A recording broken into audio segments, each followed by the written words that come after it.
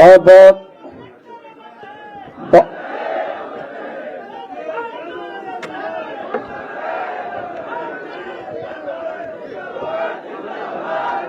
सम्मानित साथियों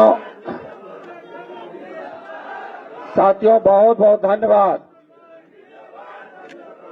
बहुत बहुत धन्यवाद। आप लोग अपने यथावत स्थान पर बैठ जाएं।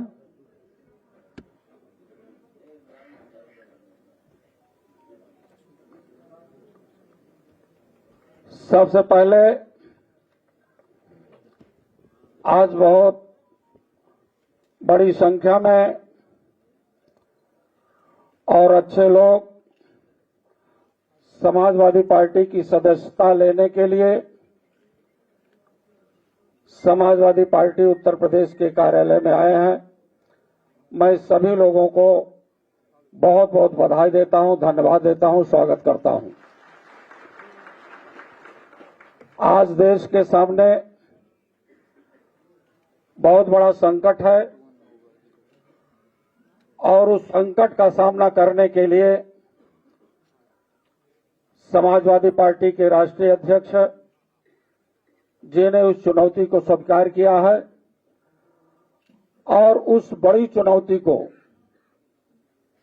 जो संविधान और आरक्षण देश से खत्म किया जा रहा है, ऐसी चुनौती को स्वीकार करने वाले समाजवादी पार्टी के राष्ट्रीय अध्यक्ष माननीय अखिलेश यादव जी का साथ देने के लिए पूर्व में कैबिनेट मंत्री रहे और वर्तमान में राष्ट्रीय संयोजक सामाजिक परिवर्तन मिशन के राष्ट्रीय संयोजक हैं। माननीय दद्दू प्रसाद जी अपने बहुत से साथियों के साथ आज पार्टी की सदस्यता ले रहे हैं। बहुत बहुत धन्यवाद।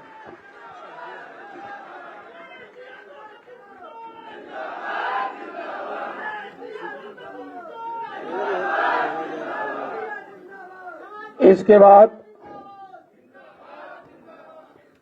बाद पूर्व चेयरमैन रहे, राज्य मंत्री और बसपा के लखनऊ मंडल के कोऑर्डिनेटर भी रहे। आप भी उसी चुनौती को स्वीकार करने के लिए आपके बीच में आए हैं, पार्टी की सदस्यता लिए हैं। श्री सलाहुद्दीन साहब बहुत बड़ी संख्या में अपने लोगों के साथ आए हैं। आपका भी बहुत बहुत वंदन।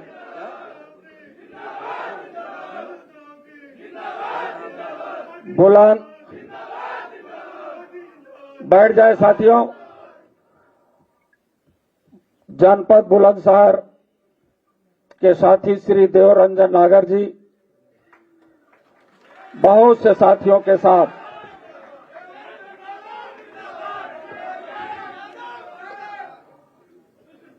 श्री जगन्नाथ कुशवाहा जी, इन्होंने बड़ी संख्या में मौर्य समाज के लोगों को ला करके माननीय राष्ट्रीय अध्यक्ष जी के पास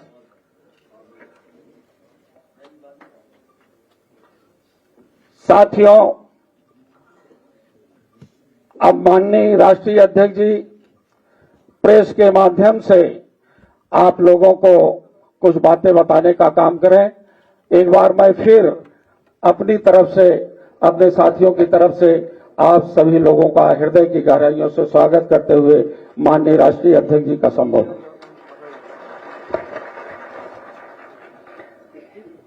मैं सबसे पहले अपने प्रेस के साथियों का बहुत धन्यवाद देना चाहता हूं। आज बहुत खुशी की बात है कि आज समाजवादी पार्टी में बड़ी संख्या में सभी लोग सदस्यता ले रहे हैं। सबसे पहले पूर्व में बहुत समाज में काम करने वाले, जमीन पर गरीब, मजलूम, बहुजन समाज के लोगों को जोड़ने वाले, समय समय कठिन परिस्थितियों से भी निकलने वाले दद्दू प्रसाद जी, उनका मैं स्वागत करता हूं। समाजवादी पार्टी में आज शामिल होने के लिए मैं उन्हें बधाई देता हूं उनके बड़ी संख्या में साथी जो यहाँ पर मौजूद हैं उनका धन्यवाद देता हूँ। बहुत बड़ी संख्या में जो हॉल के बाहर हैं, जो अंदर नहीं आ पाए हैं, मैं उनको भी बधाई देता हूँ। और दूर दराज जो देख रहे होंगे, सुन रहे होंगे, क्योंकि संभव नहीं था सब लोगों का यहाँ आना, बड़ी संख्या में इनसे जुड़े हुए लोग पूरे प्रदेश में, उन सब का मैं बहुत बहुत धन्यवाद और आभार प्रकट करता हूँ दद्दू प्रसाद जी के माध्यम से। इधर सलाउद्दीन साहब से बहुत बार चर्चा हुई, इनके बहुत साथी सहयोगी समय समय पर हमसे मिले, ये दूसरे दल को मजबूत कर रहे थे। अब समाजवादी आंदोलन को और समाजवादी लड़ाई को आगे बढ़ाने के लिए मैं सलाउद्दीन साहब का और उनके साथ जितने सहयोगी साथी आए उनका बहुत बहुत धन्यवाद और आभार प्रकट करना चाहता हूं।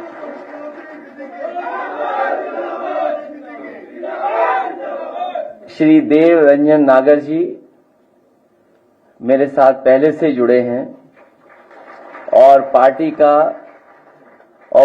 के सिद्धांतों को, कार्यक्रमों को ठीक तरीके से समझते हैं। और आज जो राजनीतिक परिस्थितियां हैं और दुनिया में जिस तरह की राजनीति चल रही है, जिस तरीके से टेक्नोलॉजी और तमाम विचारधाराओं का प्रभाव डाला जा रहा है, उन सब चीजों को समझने वाले मुझे खुशी है कि आज देव रंजन नागर जी समाजवादी पार्टी में आकर के हमारी पार्टी को मजबूत बनाने का काम करेंगे। भविष्य में सरकार कैसे बने उस दिशा में लेकर जाएंगे। जगन्नाथ कुशवाहा जी पूर्व बसपा संस्थापक हैं, प्रदेश कार्यकारिणी समिति में हैं और उनके साथ बड़ी संख्या में लोग आए, मैं उनका भी बहुत बहुत धन्यवाद देता हूं। ये सभी साथी वो लोग हैं जो पीडीए की लड़ाई को, संविधान को बचाने की लड़ाई को, देश के कानून को बचाने की लड़ाई में, देश की अर्थव्यवस्था को बचाने की लड़ाई में, हमारे किसानों के सम्मान के लिए, जो हमारे दबे कुचले हैं, जो पीड़ित शोषित लोग हैं, जो बहुजन समाज के लोग हैं, उन सबको सम्मान दिलाने के लिए जो बड़े पैमाने पर भारतीय जनता पार्टी बेरोजगारी फैला रही है, महंगाई बढ़ा रही है, हमारे बाजार को खत्म कर रही है, उस लड़ाई में हमारा साथ देने के लिए आए, मैं इन सब का बहुत बहुत धन्यवाद और आभार प्रकट करना चाहता हूं।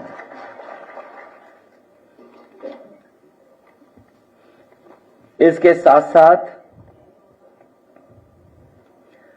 हमने और आपने एक बहुत ही समय समय पर एक बहुत बड़ी योजना के बारे में सरकारी प्रचार सुनाओं को देखा है हम लोगों ने। भारतीय जनता पार्टी के लोग कभी नहीं थकते अपनी योजनाओं को बताने में। आज एक बहुत महत्वपूर्ण योजना, मुद्रा योजना, उसके लगभग 10 साल पूरे हो रहे हैं और 10 साल में इस योजना ने कोई खास ठोस प्रभाव समाज में और अर्थव्यवस्था में नहीं छोड़ा है। ये मुद्रा योजना नहीं, ये झुट्टा योजना बनकर के रह गई है। मैं कुछ सवाल जनता की तरफ से या जो सवाल आ रहे हैं मुद्रा योजना को लेकर के, उनको जरूर रखना चाहता हूं।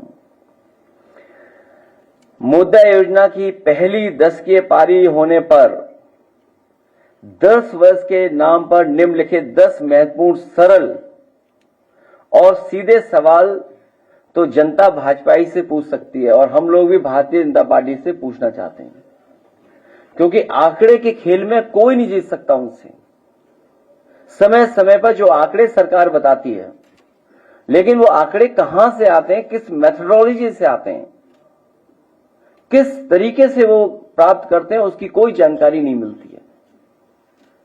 चाहे जो बड़े बड़े महाआयोजन हुए हैं, उसकी जो आंकड़े बताए गए, वो आंकड़े तो बढ़ चढ़ करके बताए गए, लेकिन जब कभी भी हम और आप लोग सवाल करते हैं कि जो लोग खोए हैं, जिन लोगों की जान चली गई, जो लोग सड़क के आने जाने में जिनकी जान चली गई, उसके जवाब में कोई आंकड़ा सरकार की तरफ से नहीं आता है।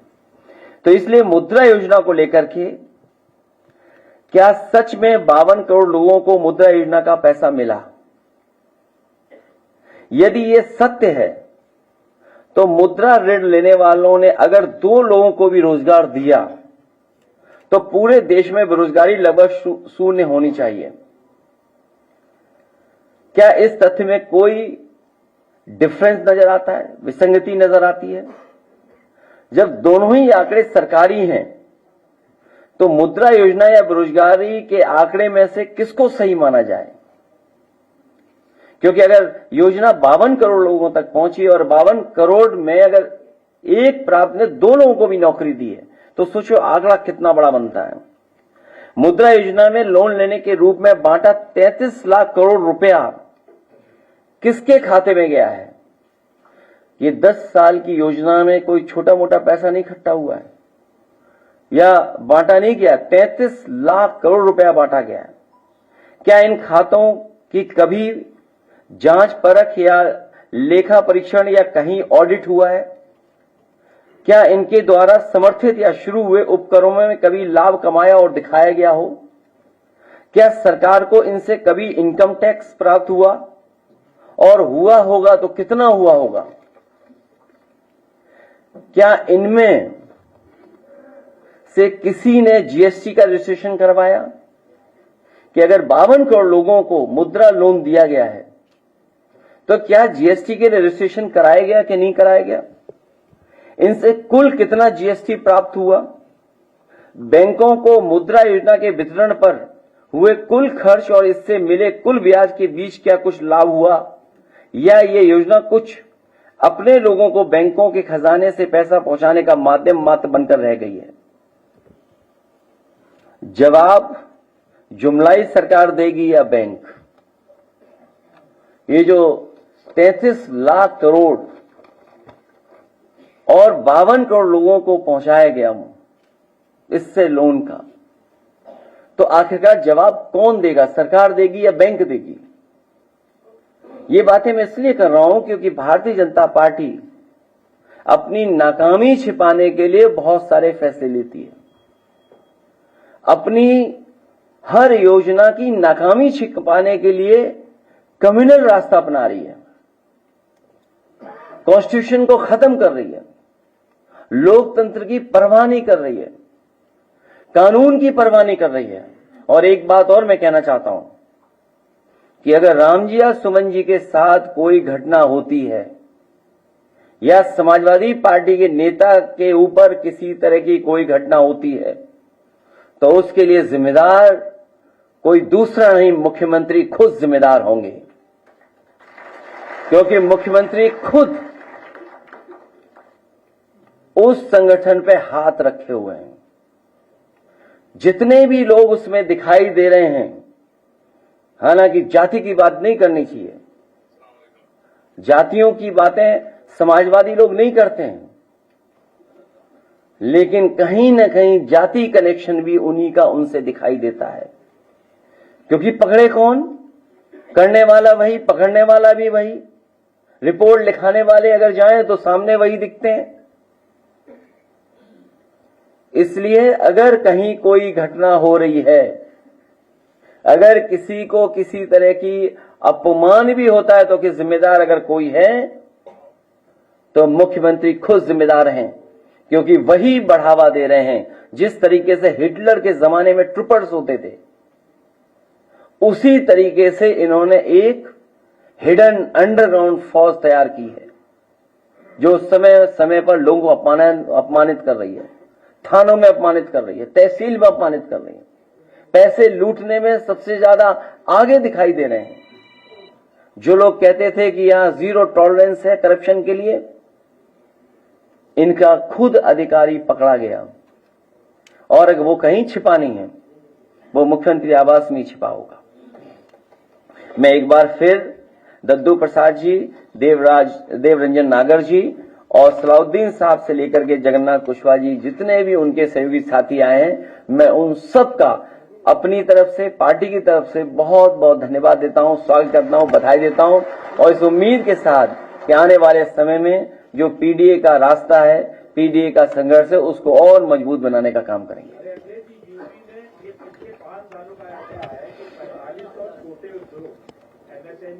बंद हो गए, इससे 45,000 लोगों का जो है बेरोजगार हो रहा है, जबकि ये आंकड़ा इनका सरकारी आंकड़ा है, जबकि ऐसा नहीं है। उत्तर प्रदेश में अभी एक कानपुर की फर्टिलाइजर कंपनी बंद होने की कगार पे उसने कहा कि मैं प्लांट बंद कर दूंगा, और उससे भी काफी लोग जो है बेरोजगार हो रहे हैं। बेरोजगारी की क्या है प्रदेश में कि सरकार जो है इस पर तवज्जो न देके अपने दूसरे मुद्दों में भटका देती है। जो आप सवाल पूछ रहे हैं एमएसएमई का, ये मुद्रा लोन भी कहीं न कहीं उन्हीं कारोबारियों के पास पहुंचा होगा। सवाल तो सबसे बड़ा यही है कि अगर 33 लाख करोड़ पूरे देश में और उत्तर प्रदेश में सबसे बड़ा हिस्सा आया होगा, और उत्तर प्रदेश में एमएसएमई सबसे बड़ी संख्या में है, यही हमारी इकोनॉमी को सपोर्ट करती है इंडस्ट्री, और यही सबसे ज्यादा रोजगार और नौकरी देने का काम करती हैं। अगर उसी इंस्टीट्यूशन को ये खत्म कर रहे हैं और इनकी गलत नीतियों के कारण हो रही हैं, तो उसी को छिपाने के लिए कम्युनल रास्ता अपना रहे हैं। और जब से ये अयोध्या हारे हैं तब से ये और कम्युनल होते चले जा रहे हैं। दिल्ली जी मुख्यमंत्री ने अमर्यादित टिप्पणी की है आप पर, क्या कहेंगे? हालांकि अगर वो सुने तो ज्यादा अच्छा लगेगा। अगर हम लोग उनकी टिप्पणियों को सुने, मैं तो कहूंगा कि अगर पूरा वीडियो किसी के पास हो तो थोड़ा समय लगेगा, तब तक वो हम लोग अपलोड कर लें या उसको यूट्यूब से निकाल लें। मैं कहूंगा कि वो जो जहां से अरविंद केजरीवाल जी का शुरू करती हैं वो, क्योंकि ये सुनना जरूरी है।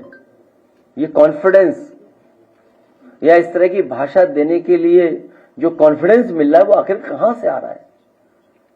और मैं आपको बता दूं, हालांकि मेरा आपका कोई संबंध नहीं है, क्योंकि बीजेपी वाले सोचते होंगे कि आपसे मैंने सवाल पूछवाया होगा। हालांकि वो विषय ऐसा नहीं है, लेकिन फिर भी मैं कह सकता हूं, अगर अपोजिशन वाले तारीफदार कहें सर, एक अखबार दैनिक जागरण, मैं अपने सभी समाजवादी साथियों से कहूंगा, दैनिक जागरण को पढ़ना बंद कर दें, आप खरीदना बंद कर दें। उनके जितना कारोबार है उससे बिल्कुल अपने आप को जोड़े नहीं, दूर कर लें। आप इस तरह से बोल रहे हैं क्योंकि अभी सुन लो बेटा, क्योंकि तुम नए हो, और नया मैं इसलिए बोल रहा हूं क्योंकि पत्रकार साथी 8 बजे कोई सो के नहीं उठता। इनको जगाया गया था मेरे घर पहुंचाने के लिए। और एक और व्यक्ति है, अमरोहा का है कि मुरादाबाद का है, पत्रकार साथी जानते होंगे उसका नाम, मैं नाम स्लिप कर रहा हूं, वो दैनिक जागरण, और एक आईएएस अधिकारी अवनीश अवस्थी। मुझे कोई संकोच नहीं है, एक आईएएस अधिकारी अवनीश अवस्थी, उनके इशारे पर, मुख्यमंत्री के इशारे पर, ये जो टर्म आज मुख्यमंत्री यूज कर रही है, जो आप सवाल मेरे से पूछे हो, इस सब ने मिलकर के साजिश रची थी। और ये पीडीए परिवार के लिए कोई नई चीज नहीं है, इनको अपमानित होना ही पड़ता है। कोई ऐसा पीडीए परिवार का यहां बैठा ये नहीं कह सकता है कि समाज में कभी न कभी वो अपमानित न हुआ हो। उन्हें अपमानित होना ही पड़ता है। ये हम लोगों की लंबी लड़ाई है, और एक कोई मनु गड़बड़ आए थे, उन्होंने ये व्यवस्था की जिसकी वजह से हमें आज भी अपमानित होना पड़ रहा है। कोई ये मनु महाराज गड़बड़ कर गए जिसकी वजह से आज भी हम लोगों को अपमानित होना पड़ रहा है। और अगर वीडियो आ गया हो तो जरूर दिखाइए, ये चाल चरित्र और चेहरा भारतीय जनता पार्टी का दिखाई देगा आपको स्क्रीन पर।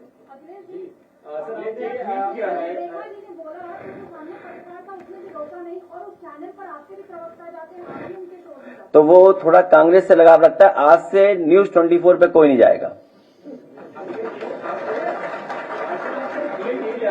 आप खासकर तब रामनवमी के मौके पर उत्तर प्रदेश के कई जिलों में कम्युनल टेंशन जैसी स्थिति बनी हुई है।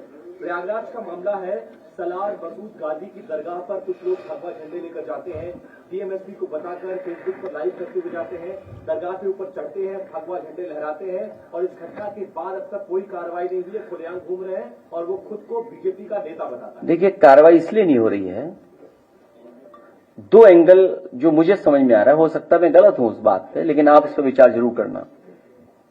करने वाला मुख्यमंत्री जी की सेम जाति बिरादरी का है, इसलिए उसको इम्यूनिटी है किसी चीज को लेकर के।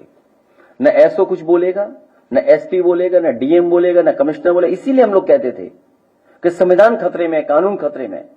ये बाबा साहब भीमराव अंबेडकर जी का जो संविधान है, ये हमारी ढाल है, हमारी संजीवनी है, हमें सम्मान दिलाता है, उसी को खतरा पैदा कर रहे हैं। सोचिए, कोई कल्पना कर सकता है कि एक डेमोक्रेटिक कंट्री में, कॉन्स्टिट्यूशनल, जहां कॉन्स्टिट्यूशन हो, जहां कानून हो, जहां शपथ ली गई हो, वहां पर कोई झंडा लेकर के इस तरह का व्यवहार कर ले, और फिर पुलिस जो देख करके टांग पे गोली मार देती है। तो सोचिए, बिना मुख्यमंत्री के इशारे पर ये नहीं हो सकता था। ये सब मुख्यमंत्री के इशारे पे, इसलिए क्योंकि अपनी नाकामी उन्हें छिपानी है। और नाकामी क्या है मैं बता दूं आपको। पीडीए, प्रयागराज डेवलपमेंट अथॉरिटी, पिछले 10 साल में प्लॉट जितने भी थे 2-3 लोगों को सब अलॉट कर दिए गए। आप पता करवा लीजिए। मंत्री तो सब ले लिया है। वीडियो आ गया है? तो आप, अब हमारे पत्रकार साथी धन्यवाद कि भारतीय जनता पार्टी का चाल चरित्र चेहरा दिखाने के लिए। किसके? नहीं, पीडीए वाले, पीडीए वो है डेवलपमेंट अथॉरिटी है। उसमें सुनने में आया कि अभी मैं जानकारी कर रहा हूं, अभी जानकारी कर रहा हूं कि आखिरकार वो किसको सब दिया जा रहा है। ये सब इसलिए दिया जा रहा है कि उसकी जानकारी किसी को ना हो। भाई, कुंभ में जो लोग चले गए उनकी संख्या क्या है, मर गए, उनको मुआवजा नहीं दे रहे हैं आप। नहीं, ये नहीं दिखाइए, वो दिखाइए जो रियल इंटरव्यू है न्यूज 24 का। अखिलेश जी, आपके माननीय विधायक आर.के. वर्मा जी ने सदन में एक प्रश्न किया था कि दलित, पिछड़े और अल्पसंख्यक के जो शिक्षक है उनसे उत्पीड़न हो रहा है। वहीं डॉक्टर अली अरशद जाफरी का भी उन्होंने जिक्र किया था। प्रोफेसर आलोक कुमार राय जो कि लखनऊ विश्वविद्यालय के कुलपति हैं, अब उन्होंने उन पर जो है जांच बैठा दी है। इस पर आपकी पार्टी का क्या एक्शन है? और लगातार अन्याय के खिलाफ लड़ते रहेगी समाजवादी पार्टी। शिक्षकों को जो है अन्याय के खिलाफ समाजवादी पार्टी लड़ती रहेगी।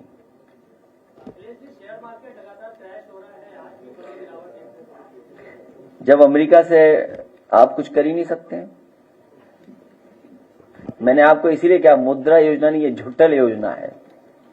और फिर इकोनॉमी बचाने का काम होना चाहिए। जो इकोनॉमी गिर रही है और अब संभलने वाली नहीं है, इसलिए नहीं संभलेगी कि जब अमेरिका जैसा देश आप पे इस तरह की पाबंदियां लगा रहा है और आपने मैन्युफैक्चरिंग सेक्टर के लिए कुछ नहीं किया, कुछ लोगों को लाभ पहुंचाया होगा। जब आप इन्वेस्टमेंट में ही पैसा ले रहे हो, इन्वेस्टमेंट कैसे आएगा? तो आपकी इकोनॉमी कहां है? आपको अपनी इकोनॉमी बेहतर करने के लिए अमेरिका से कुछ सीखना पड़ेगा। आपको भी चीन पर पाबंदियां लगानी पड़ेंगी। क्या सरकार पाबंदियां लगाएगी?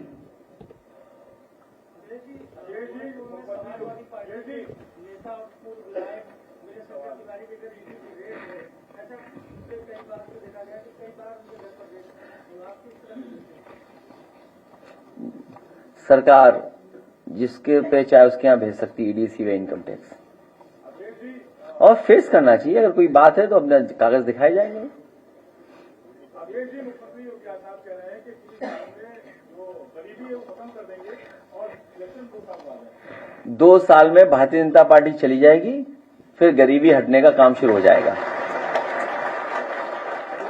उससे आप ये कभी क्यों नहीं पूछते? जैसे हमारे पत्रकार साथियों 46 में 56 मुख्यमंत्री हैं, वो उनसे ये तो पूछो कि जीरो पॉवर्टी क्या है। कि केवल अधिकारियों ने बता दिया या ये इकोनॉमिस्टों ने बता दिया कि ये जीरो पॉवर्टी की लाइन है, इस पे आप बोलिए और इससे जीरो पॉवर्टी हो जाएगी। कैसे जीरो पॉवर्टी है? और वो सरकार पॉवर्टी खत्म करना चाहती है जो अभी तक ये न बता पा रही हो कि जिन लोगों को राशन दिया जा रहा है, जिन लोगों को राशन दिया है उनकी पर कैपिटा इनकम क्या है। भाई, जो राशन जिनको दिया जा रहा है, हम लोग भी उत्तर प्रदेश में लगभग 12 करोड़ लोग पा रहे होंगे राशन, 15 करोड़। अगर 15 करोड़ पा रहे हैं तो इन 15 करोड़ लोगों का पर कैपिटा इनकम क्या है? तो जीरो पॉवर्टी तो तब हम डिस्कस करेंगे। केवल कह देना कि हम गरीबी हटा देंगे 2 साल में, अरे 2 साल में तो अभी चले जाओगे आप खुद ही। जो सरकार किसानों के लिए कुछ न कर पा रही हो, पैदावार की सही कीमत न दे पा रही हो, नौकरी रोजगार न दे पा रही हो, महंगाई पे कोई नियंत्रण ना हो, मुनाफा कमाने दे रहे हो, जीरो टॉलरेंस, सोचो लॉ एंड ऑर्डर पे क्या है। सीधी लोग सरकार को गोली मार रहे हैं, जो हत्या हो रही है, चाहे देवरिया हो, गोरखपुर हो। आप आप खुद देखिए, रिकॉर्ड उठा करके देखिए, जब मुख्यमंत्री जी उत्तर प्रदेश से राजधानी से गोरखपुर जाते हैं और गोरखपुर से लौट के आते हैं, तुरंत हत्या हो जाती है आसपास वहां। कोई विजिट ऐसी नहीं बची होगी जिसमें मुख्यमंत्री खुद गोरखपुर गए हो और हत्या न हुई हो वहां। कब लौटे बताओ, और कब हुई हत्या बताओ? और परसों ही लौटे होंगे। नहीं, जब लौटे तुरंत हत्या हो जाती है वहां। ये पूरा उत्तर प्रदेश गोरखपुर रूल कर रहा है। आप जानकारी करिएगा, पूरा उत्तर प्रदेश गोरखपुर के लोग रूल कर रहे हैं। जो गोरखपुर में रहा होगा, सिपाही भी, चौकी भी, वो भी। अब देखो, भारत समाचार दिखाई दे रहा हमें, तुम्हारे पत्रकार के साथ कुछ व्यवहार खराब हुआ, सुना हमने है? भारत समाचार, तुम्हारे किसी पत्रकार के साथ व्यवहार खराब हुआ किसी जिले में? हाँ हुआ, देखिए, अपनी ही खबर इनको नहीं पता।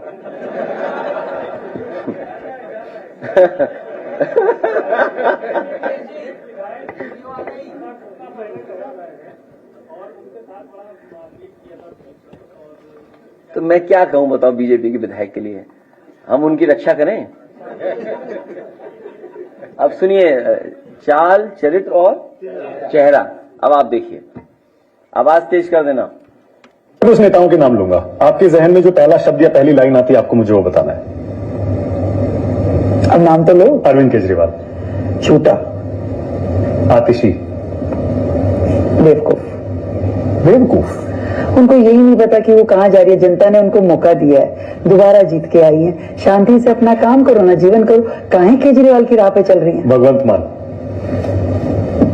No comment. राहुल गांधी। ये भी उसी कैटेगरी में। मतलब राहुल गांधी तो लीडर है ही नहीं। 99 सीट आई है इस बार। हाँ, तो उनके लिए थोड़ी ना, ये कांग्रेस का जो नाम पुराना है, पुरानी लीडरशिप जुड़ी है, लोग आज भी कांग्रेसी हैं। वो जो जिसे स्वतंत्रता के संग्राम से जुड़े हुए लोग हैं, उनको आज भी सब कांग्रेसी हैं, क्योंकि तब कोई और पार्टी होती नहीं थी। ओके। प्रियंका गांधी। प्रियंका गांधी सो मतलब good for nothing. Kanhaiya Kumar. हाँ, देश तोड़ो। नरेंद्र मोदी। देश जोड़ो। देश जोड़ो। अमित शाह। गजब है, गजब शानदार। ऐसे नेता जो डेयरिंग है, बिल्कुल जो कर पाने की, जिसके अंदर सारी हदें पार करके भी सच के साथ खड़े रहने की ताकत है। दोनों में ज्यादा कड़क कौन है, मोदी जी और अमित शाह में? संसद में तो अमित शाह जी ज्यादा कड़क दिखते। दोनों है, दोनों अपने फर्म हैं डिसीजंस को लेकर के। चीजें कोई दिखाता है, दिख जाता है, कोई दिख नहीं पाता है। ओके। मोहन भागवत। आदरणीय। अखिलेश यादव आए थे दिल्ली में प्रचार करने। टूटी चोर। कपिल मिश्रा, आपके मंत्री। ईमानदार, बस कर दो। सच के साथ जूझने की ताकत। अब बाकी आप समझ लो, हमें कुछ नहीं कहना। आप भाई ये बता, हम लोगों का, अगर ये दद्दू प्रसाद जी हैं, ये किसी मंदिर चले जाए तो मंदिर गंगा जल से धोया जाएगा। ये सच है, स्वीकार करो चाहे ना करो। और मैं चला गया था एक मंदिर में, वहां के ब्राह्मण मना कर रहे थे कि मत धो मंदिर, लेकिन भारतीय जनता पार्टी ने पूरा मंदिर धोया गंगा जल से। और हमारे पत्रकार साथी जो जानते होंगे कि मुख्यमंत्री आवास जब खाली हुआ, वहां भी गंगा जल से धोया गया था। तो ये जितने बैठे लोग हैं, अगर ये मंदिर चले जाए तो इन गंगा जल से धोया जाएगा। ये आप लोगों के प्रति नफरत दर्शाती है? मैं कुछ नहीं कहूंगा, मैं कुछ नहीं। नफरत दर्शाती है सरकार की कि पीडीए और विपक्ष के नेताओं से नफरत की जा रही है। नहीं, पीडीए के लोगों को ये परेशानी, ये तकलीफ हमेशा उठानी पड़ती है, इसीलिए हम लोग एकजुट हो रहे हैं। मैंने पिछली बार भी सवाल किया था पत्रकार साथियों से कि मुख्यमंत्री जी कह रहे थे कि 80-20 की लड़ाई है, तो मैं जानना चाहूंगा मैं 20 में हूं कि 80 में हूं? और मैं उन्हें बताना चाहता हूं, दूसरी बात बताना चाहता हूं, अगर 80-20 की लड़ाई का गणित उनके पास है तो ये लड़ाई 80-20 की नहीं है, ये लड़ाई 90-10 की है। पीडीए जिंदाबाद, पीडीए जिंदाबाद,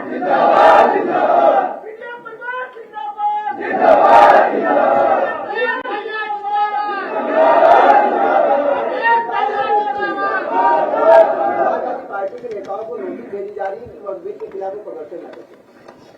यूपी गवर्नमेंट उससे कोई फर्क नहीं पड़ता है, नोटिस से कोई डरने वाला नहीं है।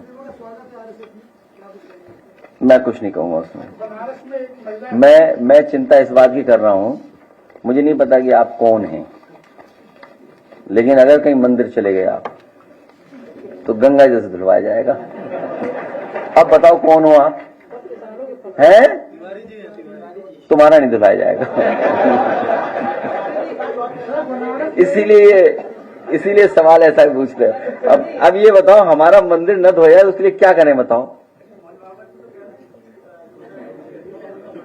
क्या चीज? मैं उनके बारे में कुछ नहीं कह रहा। मनु महाराज ने जो कुछ किया गड़बड़, उसकी वजह से हमें फेस करना पड़ रहा है। ये कौन है मनु महाराज? प्रधानमंत्री के संसदीय निर्वाचन क्षेत्र में एक महिला खिलाड़ी के साथ कार में 7 लोगों ने इसकी इज्जत लूटी है, और जब तक प्रधानमंत्री आते हैं तब तक इस तरह के हादसे होते हैं। इस तरह की घटनाएं उत्तर प्रदेश में बढ़ी हैं। इस तरह की घटनाएं उत्तर प्रदेश में बढ़ी हैं। पूरा प्रशासन, पुलिस, जो सुरक्षा होनी चाहिए, जिस तरह का इंतजाम होना चाहिए, पुलिसिंग होनी चाहिए, वो कुछ भी सरकार नहीं कर रही है।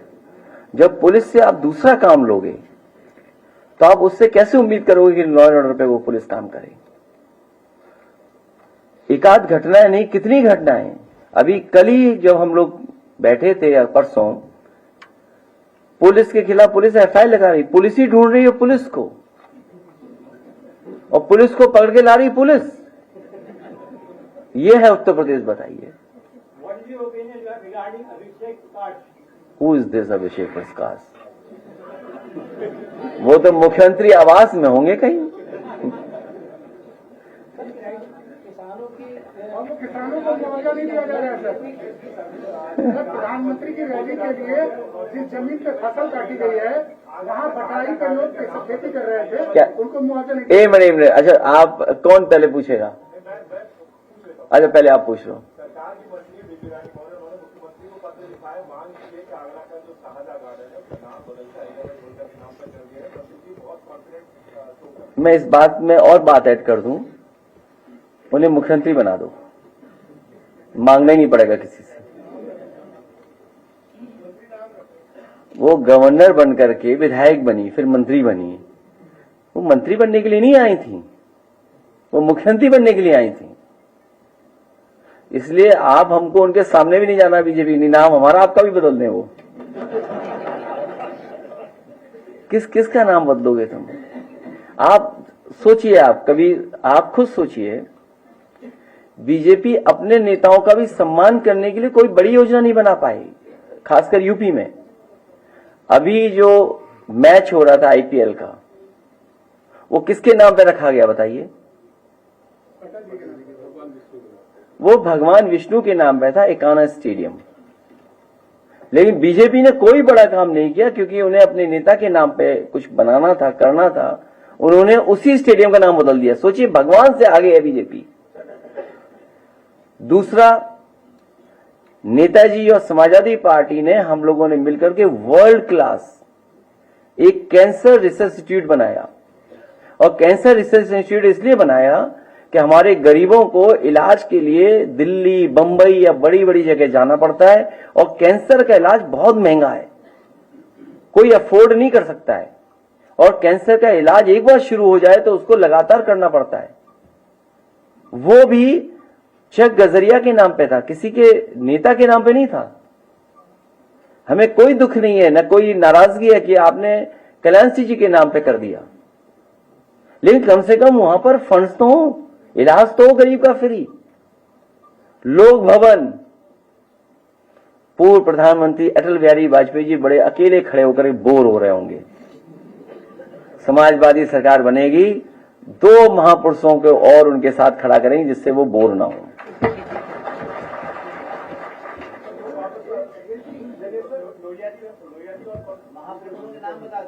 वो बता चुके, तो हम ना तुम्हारा निकाल लेना आर्काइव से। ये भी नया आया पत्रकार, बहुत दिनों बाद आया या नया आया? नए आए हो? कितने दिनों से आ रहे हो? वो पहले 2 साल पहले हुआ होगा, 2 साल पहले ये बात हुई होगी। 2 साल पहले नहीं आए होगे। हाँ, 2 साल पहले नहीं आए होगे। बनारस में जो मुआवजा दिया गया है, जिसके नाम जमीन उसको दिया गया है, लेकिन उस जमीन पे लोग बटाई पर खेती कर रहे थे, उनको मुआवजा नहीं दिया गया है। तो ये एडमिनिस्ट्रेशन को देखना चाहिए। एडमिनिस्ट्रेशन को ये कम से कम ध्यान देना चाहिए कि जो बटाई पे जो लोग लिए उनका नुकसान ना हो, और आय जितनी दोगुनी की बात की उतनी उनको दे पैदावार की पैसा।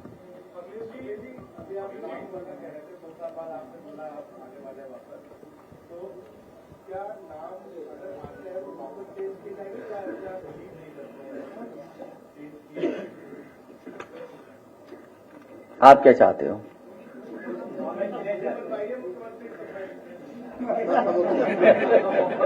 सभासद से शुरू करो,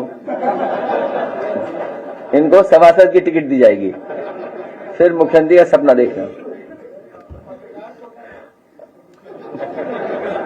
पत्रकार कोटा में मकान है और कुछ चीजें हैं, वो नहीं है। नहीं, नाम हर एक के नहीं बदलने चाहिए। देखिए, एक मिल जाइए इसका नाम, लोक भवन पे जरूर अकेले बोर हो रहे हैं, वहां जरूर 2 महापुरुष और आ जाएं, 3 आ जाएं, 4 आ जाएं, क्योंकि समाजवादी पार्टी की सरकार में बना हुआ लोक भवन है और वो जनता का है। लोक भवन कोई हमारा आपका नहीं है। स्टेडियम नए बनाएंगे, अब नए स्टेडियम बनाएंगे, इससे बेहतर नए शहरों में बनाएंगे जहां मैच और जगह भी हो पाए। वो नेताजी के समय से मैंने भी फंड दिया, नेताजी ने फंड दिया, पता नहीं क्यों रोक रखा है इन्होंने। क्योंकि मुख्यमंत्री जी क्रिकेट खेलते हैं तो 3 टप्पे के बाद बैट मारते हैं बॉल पे।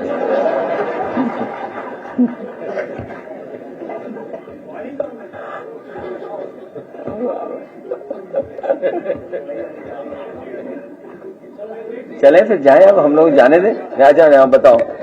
हाँ हाँ, आपने भुवनेश्वर में पार्क बनवाया है, अभी प्लीज पता नहीं आप गए कि नहीं, वहाँ पर तमाम ऐसी जगहों पर जहाँ एक पेड़ भी लगा है, वहाँ राजनाथ सिंह जी और मुख्यमंत्री जी के नाम के बड़े बड़े बोर्ड लगे हुए हैं, जबकि आपका नाम एक ही जगह पूरे पार्क में। जो कुछ बनवा रहे हैं हर जगह के बोर्ड लगा है। देखिए, राजनाथ सिंह जी के नाम के अलावा सब नाम हटा दिए जाएंगे। देखिए, इन्हें पेड़ पौधों से कोई शौक नहीं है, सरकार को कोई दिलचस्पी नहीं है। अभी मैं कल या परसों कल इनफैक्ट अंग्रेजी अखबार में अहमदाबाद का जो रिवर फ्रंट बना है उसके 2nd और 3rd फेज का काम शुरू होने जा रहा है, और जो 2nd 3rd फेज का काम शुरू होने जा रहा है वो सिंगापुर की कोई कंसल्टेंट कंपनी है, उसके माध्यम से काम होने जा रहा है और वो अपना काम आगे बढ़ा रहे हैं। लेकिन आपका one of the best river front, मैं आज भी कहता हूं, ये रिवर फ्रंट एग्जाम्पलरी काम है दूसरे स्टेट्स के लिए और दूसरे सरकारें जो काम करना चाहें उनके लिए, जो आपका गोमती रिवर फ्रंट है। और गोमती रिवर फ्रंट उनके अपने रिवर फ्रंट से कई सुंदर है, अच्छा है और एक्टिविटी ज्यादा है। यहां पर जो डिजाइन है उसमें एक्टिविटी ज्यादा है, लेकिन आपका नहीं चल रहा, आपका बंद हो गया। और सुनने में आ रहा है यहां के फुब्बारे चोरी होकर के गोरखपुर में लगा दिए गए हैं। इसकी जांच पड़ताल हमारे पत्रकार साथी जरूर करना कि जो फुब्बारे यहां आए थे वो चोरी करके गोरखपुर पहुंचा दिए गए हैं। और जो नाव की बात है वो प्रयागराज गई है। जो वाटर बस थी जो गोमती के लिए लाई गई थी, गोमती में लाई गई थी, वो वाटर बस थी, तो वो मैंने खुद देखा, वो प्रयागराज में चल रही थी। संजय निषाद ने अमेरिकी टैरिफ नीति पर और जम्मू कश्मीर से ज्वाइन करने पर प्रतिक्रिया दी है, बोला है कहना है दूसरी बात के लिए कि नेताओं के आने से वोट बैंक साथ नहीं आता। क्या? नेताओं के आने से वोट बैंक साथ नहीं आता। संजय साहब ने ये बात तो ठीक कह रहे हैं, ये बात तो ठीक कह रहे हैं। संत कबीरनगर का परिणाम देख लिया उन्होंने शायद, संत कबीरनगर का परिणाम। और कभी कभी जहां से बनाए गए होते हैं उनके लिए आरोप नहीं लगाना चाहिए। एमपी समाजवादियों ने बनाया था, कंफ्यूजन ना हो उनको। अब वो बीजेपी नहीं छोड़ सकते हैं। बीजेपी ऐसी पार्टी है, एक बार पकड़ लेती है फिर बीजेपी नहीं छोड़ सकती। आपको अपना सिद्धांत, कार्यक्रम, योजनाएं छोड़नी पड़ेंगी। बीजेपी नहीं छोड़ सकते आप आरक्षण वाली लड़ाई छोड़ दोगे, सम्मान वाली लड़ाई छोड़ दोगे, गंगा जल से नहाने वाली लड़ाई छोड़ दोगे।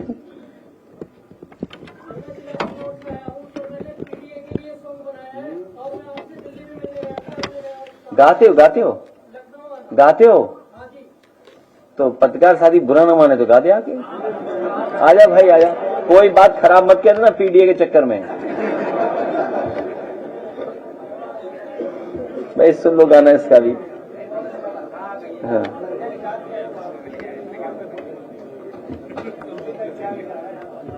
मैंने आपसे कहा बीजेपी ऐसा जकड़ लेती है कि अपना आरक्षण आंदोलन। आओ बेटा यहाँ माइक पे गा दो। अच्छा गाना, पेन ड्राइव है? अरे तब तो अच्छा, तो क्या गाना है? लाइए पेन ड्राइव। हाँ ये अच्छा आदमी है, दे दो पेन ड्राइव है। क्या चीज?